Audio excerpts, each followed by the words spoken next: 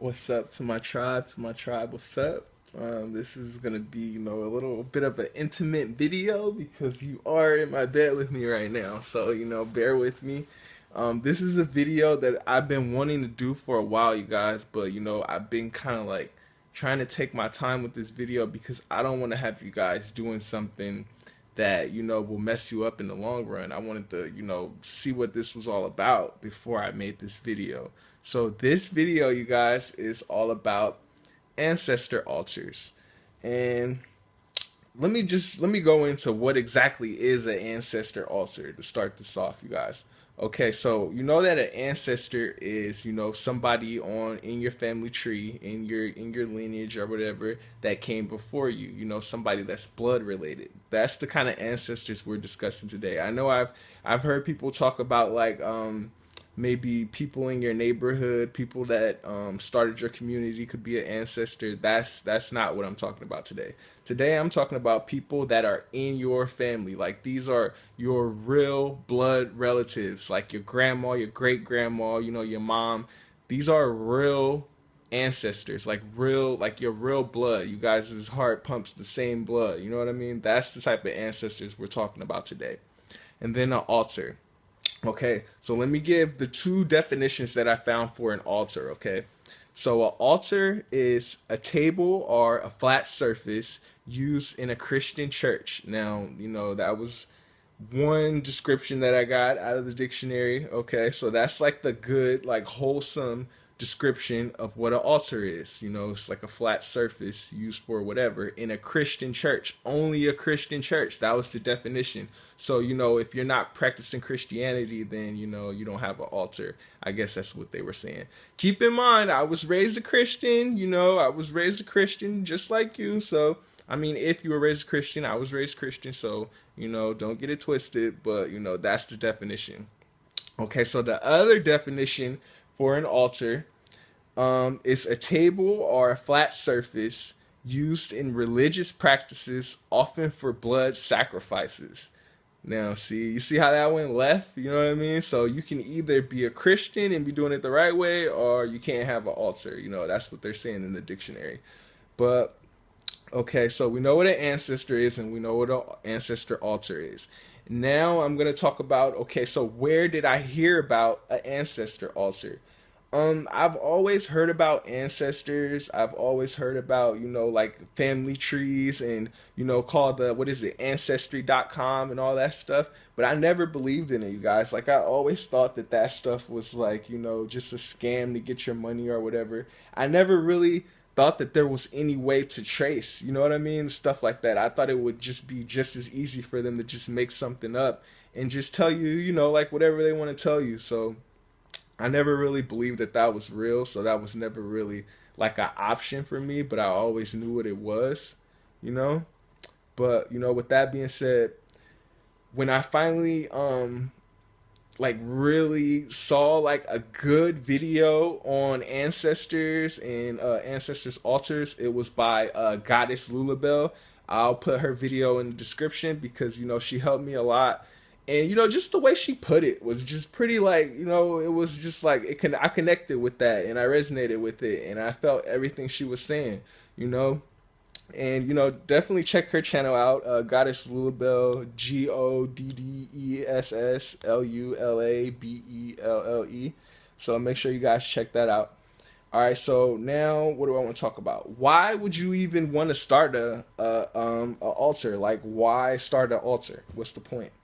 Okay, so the reason that I would say that you should start an altar, if well, I'm not telling you, I'm not going to tell you to start an altar. This is, Spirit is going to tell you to start an altar. I'm just, telling you about my situation, how I went through it or whatever. So, I would say the best reasons to start an altar is just so you feel grounded, so you feel connected, um, so you feel like, you're not alone. A lot of people are, there's a lot of orphans in this world, you guys. There's a lot of, not only are there a lot of single moms, there's a lot of people with no parents at all, And just think about that. Like, if you grew up in life and you had no connection to any family, or like if you weren't connected to anybody, how would you feel about that? Like, you know, you would feel real lost and you would feel real incomplete.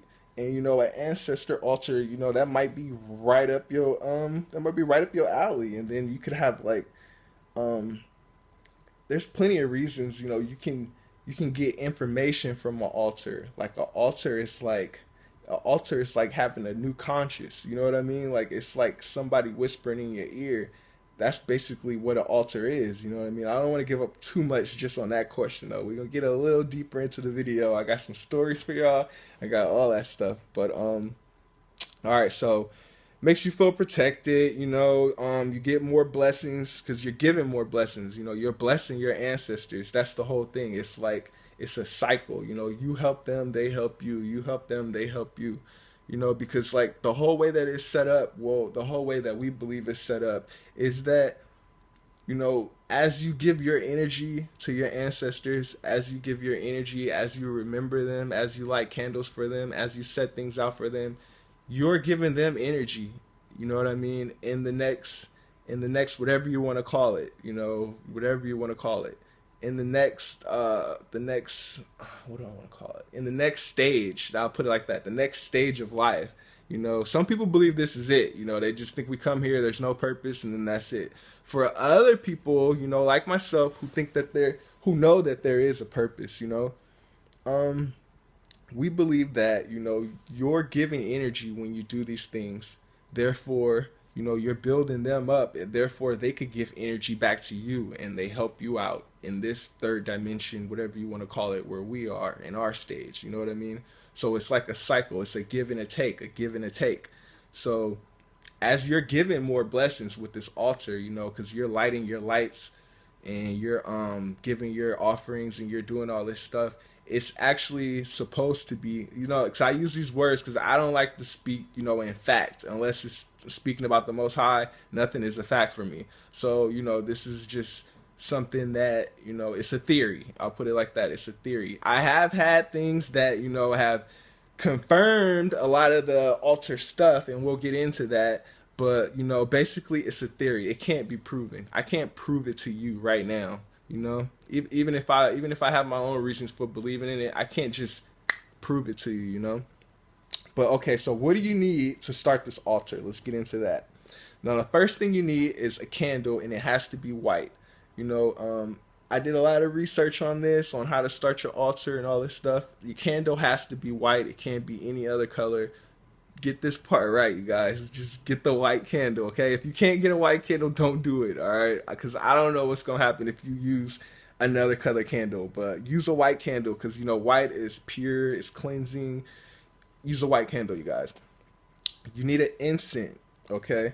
Now, I'm not sure. Well, yeah. You do need the incense for sure. You might be able to substitute something for the incense, you know, because there's no real super wrong way of doing this, you know.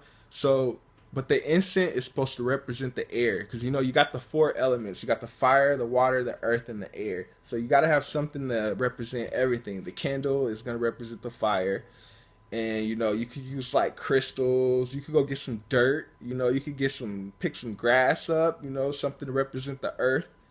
And then what did I say? Okay, you got the fire, you got the earth.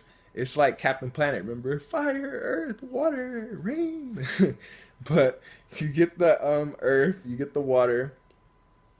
Well, you got the fire, you got the earth, and then you get like a cup of water.